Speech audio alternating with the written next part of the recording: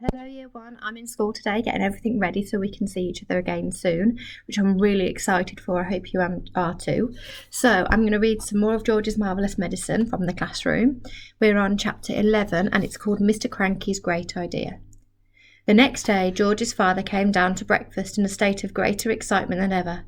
"I've been awake all night thinking about it," he cried. "About what, Dad?" George asked him. "About your marvellous medicine, of course. We can't stop now, my boy. We must start making more of it at once, more and more and more." The giant saucepan had been completely emptied the day before because there had been so many sheep and pigs and cows and bullocks to be dosed. "But why do we need more, Dad?" George asked. "We've done all our own animals and we've made Grandma feel as frisky as a ferret, even though she does have to sleep in the barn." "My dear boy," cried Mr. Killycranky, "we need barrels and barrels of it, tons and tons. Then we will sell it to every farmer in the world so that all of them can have giant animals. We will build a marvellous medicine factory and sell the stuff in bottles at £5 a time. We will become rich and you will become famous." "But wait a minute, Dad," George said. "There's no waiting," cried Mr. Cranky, working himself up so much that he put butter in his coffee and milk on his toast. "Don't you understand what this tremendous invention of yours is going to do to the world? Nobody will ever go hungry again." "Why won't they?" asked George. "Because one giant cow will give 50 buckets of milk a day," cried Mr. Cranky, waving his arms.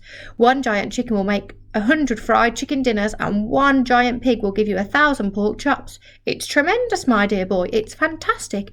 It'll change the world." "But wait a minute, Dad," George said again. "Don't keep saying, 'Wait a minute,'" shouted Mr. Cranky. "There isn't a minute to wait. We must get cracking at once." "Do calm down, my dear," Mrs. Cranky said from the other end of the table, "and stop putting marmalade on your cornflakes." "The heck with my cornflakes," cried Mr. Cranky, leaping up from his chair. "Come on, George, let's get going. And the first thing we'll do is make one more saucepanful as a tester." "But, Dad," said little George, "the trouble is—" "There won't be any trouble, my boy," cried Mr. Cranky. "How can there possibly be any trouble?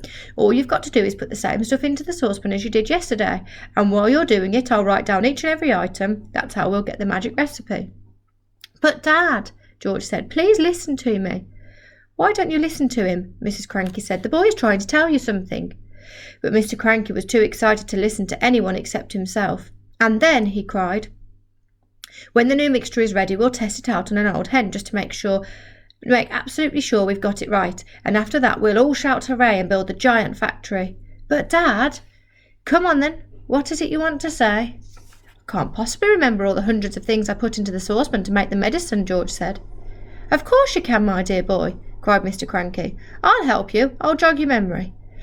You'll get it in the end. You see if you don't. Now then, what was the very first thing you put in?" "I went up to the bathroom first," George said. "I used a lot of things in the bathroom and on Mummy's dressing table." "Come on then," cried Mr. Killycranky. "Up we go to the bathroom." When they got there, they found, of course, a whole lot of empty tubes and empty aerosols and empty bottles. "That's great," said Mr. Cranky. "That tells us exactly what you used. If anything's empty, means you used it." So Mr. Cranky started making a list of everything that was empty in the bathroom. Then they went to Mrs. Cranky's dressing table. "A box of powder," said Mr. Cranky, writing it down. "Helga's hair set, flowers of turnips, perfume. Terrific! This is going to be easy. Where did you go next?" "To the laundry room," George said. "But are you sure you haven't missed anything out up here, Dad?" "That's up to you, my boy," Mr. Cranky said. "Have I?" "I don't think so," George said. So down they went to the laundry room, and once again Mr. Cranky wrote down the names of all the empty bottles and cans. "My goodness me, what a mass of stuff you used," he cried. "No wonder it did magic things. Is that a lot?" "No, Dad, it's not," George said, and he led his father out to the shed where the animal medicines were kept and showed him the 5 big empty bottles up on the shelf. Mr. Cranky wrote down all their names. "Anything else?" Mr. Cranky asked. Little George scratched his head and thought, but he couldn't remember having put anything else in. Mr. Killycranky leapt into his car and drove down to the village and bought new bottles and tubes and cans of everything on his list. He then went to the vet and got a fresh supply of all the animal medicines George had used. "Now, show me how you did it, George," he said. "Come along, show me exactly how you mixed them all together." Do you think he's going to be able to make the mixture again? I'm not sure he will. Tune in tomorrow to see if he does.